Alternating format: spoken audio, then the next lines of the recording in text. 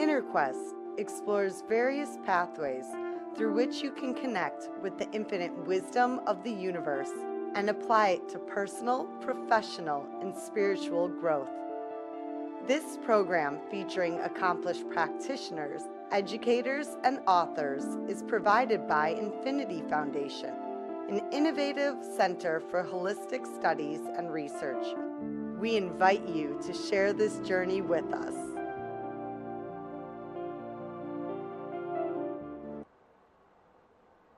Hello, welcome to InnerQuest. My name is Jay Stone, your host for today, and our guest is Lisa Espinosa. Welcome, Lisa. Hi, welcome. Thank you. Let me tell the audience a little about you. Lisa is a spiritual career coach. She helps clients evolve their career so they can share more of their authentic gifts with the world. Her book, Answering Your Inner Calling, which I'll hold up right here for Kathy, our superior camera person, won an Independent Press Award in 2017. Congratulations on that. Thank you. Lisa leads various workshops and retreats throughout the year. She integrates spiritual principles with her training in psychotherapy, Reiki healing, energy healing. Her next book is Birthing the Priestess Within, will be out in the fall of 2019, and I hope you'll come back and do another interview with us. Yes, I would love to. And Yes. you're also a mother of 5. Yes, I am. I know. I can't believe it sometimes either. Yes. Did you ever hear of Joan Borsenko? No, I've not. Well, she was one of Harvard Mind Body Institute's first graduates, and she was a guest of the year for Infinity Foundation. She wrote a book, Inner Peace for Busy People, and then she wrote a book called Inner Peace for Busy Women. And she says, I know about inner peace. I've got 9 kids. Oh my gosh, yes. Okay.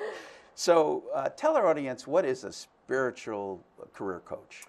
So a spiritual career coach is different than a traditional coach, like career coach, in that my focus is helping people to evolve their career, but from the inside out. So starting by aligning with their soul, hearing their soul's guidance, and then taking steps from that place. As opposed to a traditional career coach, often the focus is skill set and resumes and networking and things like that. And it's not that I don't do that with clients, but that's not where we start. It's like first of all, let's tune into your soul. What are you supposed to share with the world? What are your gifts? What are your talents? What's your medicine? And then we move forward from there. And how did you get started in that career? Yeah, so interesting. So before this career, I was a teacher. I taught 7th grade for almost 10 years, and I loved that work. It was wonderful. Which school system? I was in the Chicago Public Schools. So I was in the okay. Chicago Public Schools. I'm not worthy. Yes, and you know, not everybody loves teaching 7th grade, but that was the grade that really called me. And it was about my 9th year, and I still loved students. I wasn't feeling like I was wanting to leave, but a lot of things were happening at that time for me. I received the Golden Apple Award, Teacher of Distinction Award. I had my master's. A lot of good things were happening. What was your master's degree in? Master's in education. I got my national board certification. I was publishing articles in education journals. So from the outside, it looked really good. A lot of good things were happening. You had a great career path, yes, if you wanted to absolutely. stick with it. And I was getting invitations to speak at universities and mentor student teachers, which is something that's really dear to me. But I just kept asking myself, why am I not happier? It just felt like I should be happier. All these doors were opening. And actually, the opening story in my book, I talk about teaching reading. And I had this kind of out-of-body experience where, I was there, but I clearly saw myself teaching, and I heard this clear voice in my mind saying, your time here is done. Mm-hmm. And it was just very simple. It wasn't like a yell, but it was just like, oh, and in that moment, I understood why I was feeling so restless. And has that inner voice come to you again? Absolutely, yes. Yeah. It continues, and that's one of the things I talk about in my book and that I teach my clients is how do we listen, not only hear it, but take action based on what that inner voice is telling us. And do you meditate at all? Yes, yes. And do you find your practice of meditation opens up or increases the possibility of hearing Absolutely. I mean, the when that voice? happened, I had been meditating for 2 years already. So I really think the reason I was able to hear it in the first place and follow it, because I could have heard it and then, by the end of the day, just kind of been like, oh, that was not true, or I should, how And can I leave? do you encourage your clients to meditate? Yes, one of the practices in my book, I don't call it meditation, I call them interrupter rituals. I teach meditation. I've actually taught meditation for about 7 years. But I find a lot of people are scared of that word. They hear meditation and they're kind of like, I can't do that. That's too hard for me. And so I definitely teach them to meditate, but I also invite them to do these little rituals throughout the day where they pause and receive from their soul. It's a form of meditation. Now, But did you ever go through the regular coaches training? No, I did. So what I did, so I had my teaching degree, and then I did my training in internal family systems, model of Sure, psychotherapy. I'm familiar with Yes, that. so I did the basic level, the advanced level. That therapy spoke to me so much, and that's what I really wanted to do with my clients, and you kind of use that as the framework for my coaching. Okay. Yeah. So what's the first thing you do when a client comes to you Yeah. for coaching? So the first thing is what I call a breakthrough session, where we just kind of come and they share what they're looking for, and they know they're coming to a spiritual career coach, so they have some desire to either evolve a career they already have. So they might be, I get a lot of therapists, for example, as clients, so they might still really enjoy their work, but be feeling like there's more to me, I'm meant to evolve that. So there's that. Or people who are retired and are like, I'm retired, but I have, I want my second or third act. I have more to share. Mm-hmm. And so really it's helping them get clear on what are the things that are in the way of them hearing their soul's guidance. That's the first step always, because I'm not the one giving the answers. I'm providing a space, I'm providing guidance, I'm teaching them to listen to that inner voice, but always the first step is then, well, what's in the way? What do you need to have clearer boundaries? Is there people in your life that are taking too much of your time? How do we take some time back so that you can hear your soul every day on a regular basis? Okay, and how long is one of your typical sessions? An hour. So we do hour sessions, and people, so they sign up to work for me, not for me, with me. Like it could be a 6-month program or a 3-month program. So I really have moved away from single sessions other than the breakthrough session, because really is a journey. So I like taking people through a journey. So when people sign up to work with me for 3 months, for example, then we have 3 months to really get clarity and really make progress and really set a strong foundation. And how many times are all your sessions in person? They can be in person, but I live in the city of Chicago, and a lot of my clients are actually in the suburbs or even out of state, so I do a lot of Skype and phone sessions as well. So, Okay. yeah. And do you find those sessions as beneficial? Yes, and I have to be honest, I wasn't sure. When I first started, I thought, like, because I was doing presentations farther from my house, I invited people to do Skype sessions with me and phone sessions, and I wondered if it would be as powerful, but they are really transformational, so that feels really good. And do you ever guide your clients through a relaxation to help them? Totally. All my sessions start with a meditation. They all start with just a simple 1-2 minute tuning in, grounding, being present. Oh, Yes. I wish we could have done that before the Yes. show. That would have been fun. Yes. That would have been fun. Yeah. And so, how many sessions for a 3-month or 6 So month? the 3-month program is 10 sessions, but that includes, so it's the 10 sessions, but it's also email support, it's also text support if they want to do that, it's also me teaching them how to do Reiki on themselves. Tech support? Yes, a lot of people do that. They just kind of text me like, Oh, text. not tech. yeah. No, that I would not be able to do that. Text. Okay. Yes.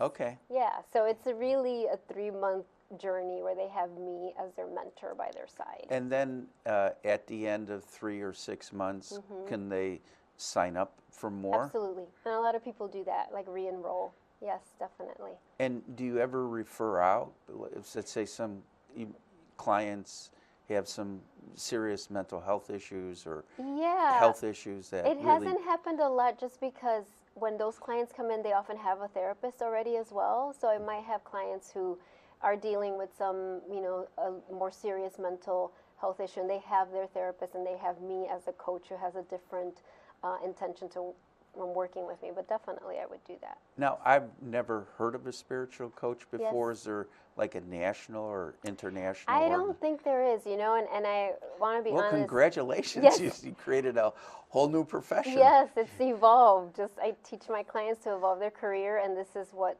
mine has turned out to be. Yeah. And what are some of the interesting careers that people have had when they've come to see you?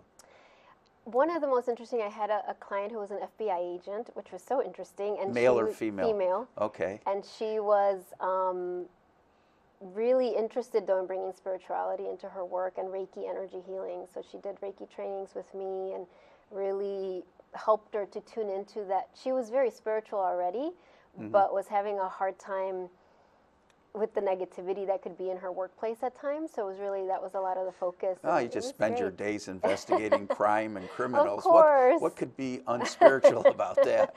But it was wonderful to work with her. And really, I'm very blessed. I love working. How about lawyers?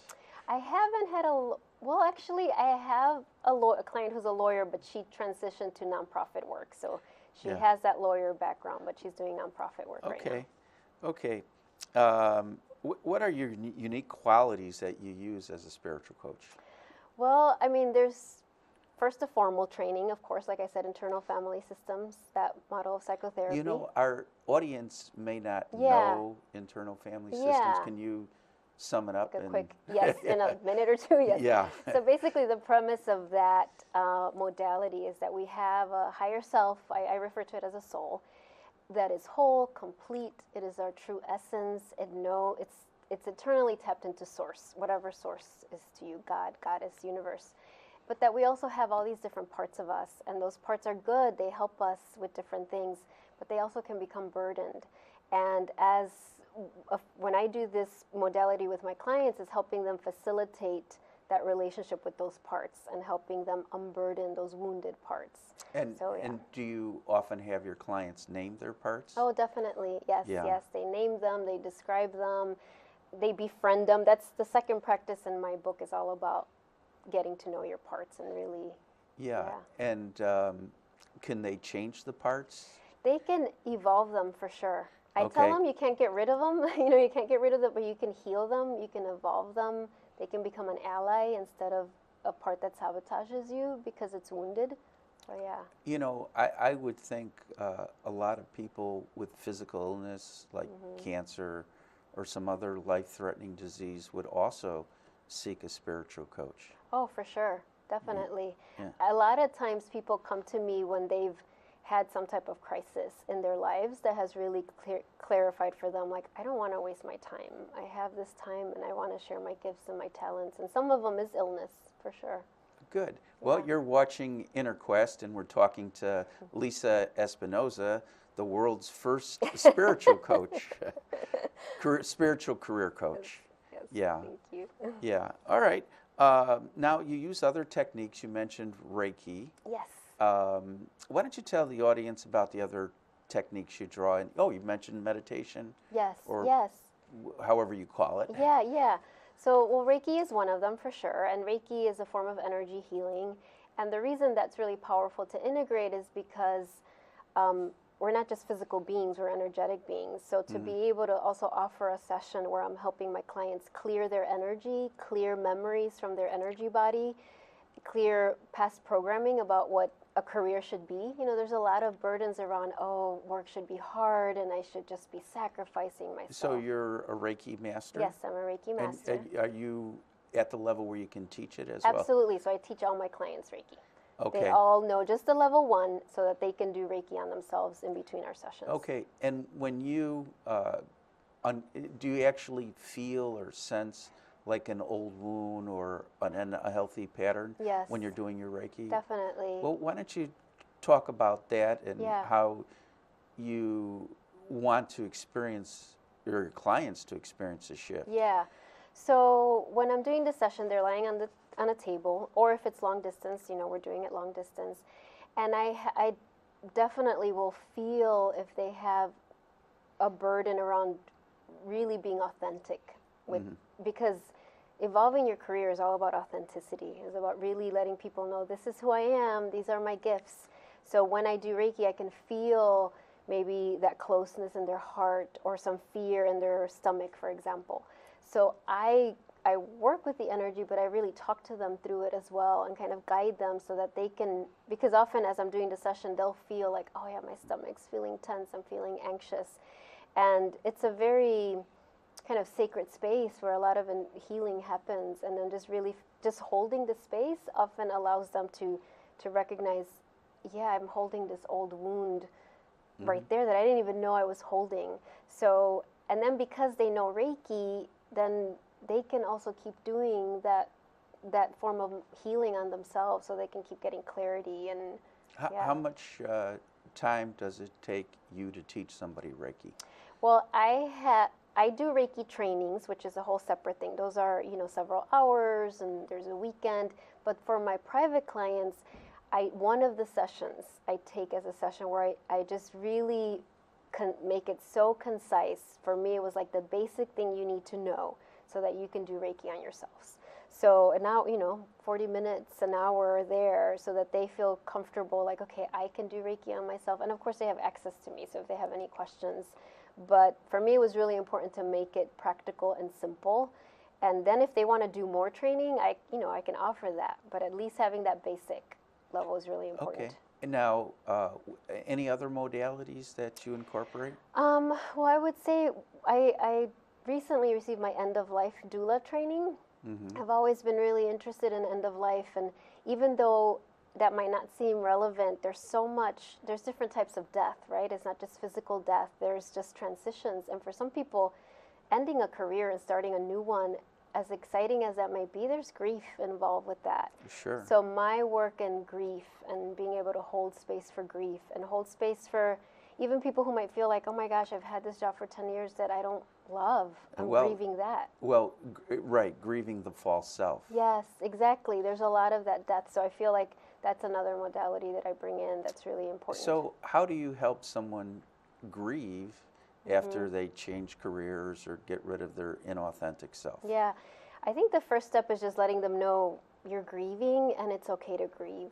I mean, everybody wants to skip, even me, right? Like, wants to skip the grieving, or they feel guilty, or they feel like, oh, it's dumb, I should just, move forward. But to give them permission that it's normal and healthy to grieve, and the more you allow yourself to do that, and I can give them tools, and I think ritual is really helpful for that as well, giving like a simple ritual you can do, or setting an altar. But it doesn't mean you have to wait till you're done grieving to move forward. You can do both. Yeah. Now, I think a lot of what you're talking about also makes for great parenting. Yes, absolutely. So can you talk about like transferring your skills that you teach or that you practice with your children? Yeah. Well, most of my clients are women, and most of them are mothers. And absolutely, as we're talking about career, I mean, they're going through the changes of their kids getting older, their kids leaving the nest. I'm going through that myself. And so that ability to hold space for themselves, to allow themselves to grieve this transition of parenting, and at the same time be excited about it continues, there's a newness that's coming, it's really powerful. Have you ever heard of D.W. Winnicott? No, I have not. Well, because you mentioned holding space several times, yes. but that's actually one of his theories. He's a famous psychiatrist, I could tell you about. Wonderful, for sure. Yeah, he says that's what a therapist does, is Yes. creates the holding space that the mother initially gave the child, and they Yes. recreate it and allows children or adults to move on to their next level. Yes. And now, I understand the work you do doesn't, isn't against any specific religion. Right. But can you just say a few words how Yeah. the work you do could basically support and go along with any religion? Absolutely. And a lot of times people have that question about Reiki, like, is it a religion? And it absolutely is not, but can it enhance your spiritual connection, or if you have a religion that you connect with? Definitely. And it's not, there isn't any dogma, the soul is beyond religion. I'm actually thinking about, because you call yourself a spiritual career Yes. coach. Yes. you know, there's like pastoral counseling Yes. where priests and ministers do counseling. That's what I'm referring to. Yeah. So what's the question? So you're Well, asking. how your work isn't critical of any religion. It's supportive. No, absolutely. And it's only for me. It's like many paths, one source, right? So yes, it's supportive and inclusive for sure. Yeah. Now, have you done any like workshops or trainings for corporations? I haven't. It's something that I'm feeling called to do. So as soon as I'm kind of exploring opportunities or doors that may open in that arena, because I think there's a big need and want for that, even if it's not named. Yeah, for spirituality in the workplace. Yes. Yeah. Yes. Definitely. I've given 3 lectures at McDonald's Corporation Really? in Oak Brook, and that was Oh a my wonderful, gosh. wonderful experience. 20 years Wow. later, I still very grateful for that Oh wow. experience. Well, how lucky of them. Yeah. And how would someone who's trying to evolve their career benefit from having a coach like you? Well, I think when you are, this is a courageous journey. It's not for, I always say, it's not for the faint of heart, to really align with your soul and take those action steps based on what your soul is telling you. And a lot of times, we need a mentor next to us just to help us, to remind us, like, okay, you're not crazy. Yes, follow that step. Did you have? Absolutely, yes. Yeah, I had my coach, and if I hadn't had her, I don't know, I was committed. So she was a career coach? She wasn't a career coach. She was just like my coach that helped me with emotional healing. She did IFS, internal family systems. Okay. But when I decided to leave my work, I was so focused on that. That was the big, when I decided to leave teaching, that was such a huge decision. Did you catch any flack from family members or friends? Yeah. That's why it's important to have a coach. Yes, absolutely. I mean, I was very blessed that my husband was very supportive, but oh my gosh, yes, many people that were like, "You're doing what? You're leaving now to do what?" It was so. Yes, I definitely did, and I think a lot of times people do when they're doing this. Okay. And how can people learn more about your work? I mean, obviously you've got your book. Yes. Yes. And your next book. Yes. Yeah. So I would say you can go to my website, and on my website, you can download the sample chapter and read the sample chapter and kind of see if, part of the purpose of writing the book is to give people an easy way to connect with me, and see, like, do I resonate with her? Does she, do I feel like she could help me? I never say that I'm the coach for everyone, but I do know that there's people who could benefit from my support, so that's what I would suggest. Did I see that you also do yoga? I teach at a yoga studio. So I do I'm not certified in yoga, but I do a lot of mindful movement, meditation, just kind of a lot of yogic practices for sure in my classes. Here and now practices. Yes. Okay. And what is your favorite part of your work? I would say my favorite part is when I see my clients finally trust that their soul is talking to them. That they don't need me, that they see, oh my gosh, yes, you aren't lying. My soul is talking to me and loves me unconditionally. And I don't need fancy equipment or to be somewhere special to access my soul's love. And what age do you think that we can start connecting with our soul? Oh gosh, any age. As early as possible is best, But yes, I don't think it's dependent on age or our soul. But as a teacher, wouldn't you rather see children do it earlier than later? Oh, totally. I mean, I talked about this with my 7th graders. I mean, I wasn't a spiritual career coach, but I was still who I am. And yeah, I would have loved it if in kindergarten they had started talking. And some teachers do. There's a lot of great teachers who do. But, the schools are also very burdened by a lot of stuff right now. Well, I have a friend who's a kindergarten teacher in a Catholic school, and she doesn't, preach, but she just emanates it. Yes, and that's so important. Just your presence, again, Yes. right? That presence that you hold, yes. Yeah. Well, I've asked you what's your favorite part of your work. What's the least favorite part of your work? The least favorite part of my work, I think my least favorite part of my work is when, I guess is the opposite of what I just shared. I think when clients are just feeling so disconnected from their soul's guidance, that are feeling almost this despair. Like, does my soul really love me? Does my soul, and it's my least favorite just because I don't like seeing them in pain, but I understand that I've felt that before, and I understand that that's part of the process to get to the other side. But it is a challenging part of my work to kind of see and just continue to hold space when they're in that place. Okay. Yeah. Yeah, and you've mentioned you're doing workshops and lectures. Yes. And so where are some of the places you've given workshops and lectures? Well, at the Infinity Foundation was one, for Okay. sure. And I'm hoping to do one in the fall about my new book, so I'm excited about that. I've also done a lot in the Beverly neighborhood, at, Beverly Yoga Center, Solder World, at the center in Payless, just, different. I also do virtual gatherings. So I do Facebook Lives on Mondays so people can connect with me, just from home. And is your Facebook page your name? Yes. Lisa Espinosa? Yeah, yes, absolutely. Okay. And if people, what time on Mondays, by the way? Mondays at 10. Okay. So Mondays at 10, and it's generally just 20 minutes. I do a little teaching, and then I lead an inner journey so that people can access their own soul's answers. And the teaching that you do, where does that come from? The teaching from my book. So it's all about evolving your career by following your soul's guidance. And how many people join in on that virtual It's different. gathering? Most of the people watch it as a recording. So they come live. It might have 10 people live, but then it stays recorded on my Facebook page. So then a lot more people watch it as a recording. And the people who attend your virtual gathering, are they coming from all over the United Yeah, States, they're coming all over from the world? all over, and sometimes my former 7th grade students are there, which is exciting.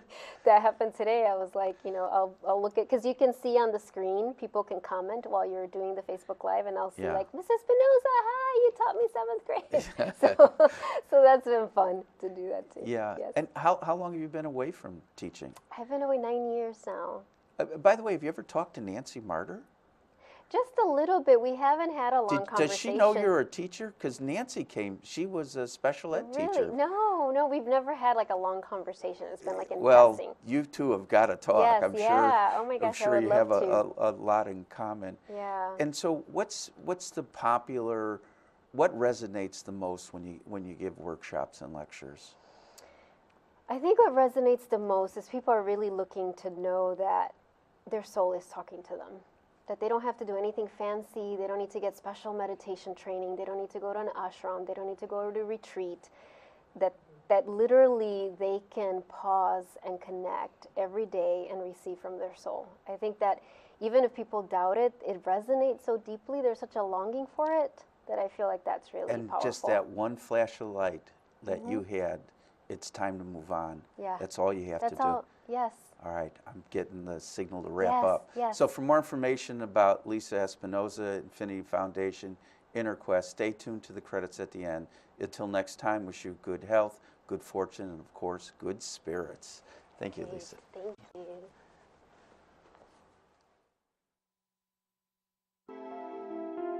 For more information about this show, our guest, Infinity Foundation, or any of our other programs, please visit our website, infinityfoundation.org, or call us at 847-831-8828.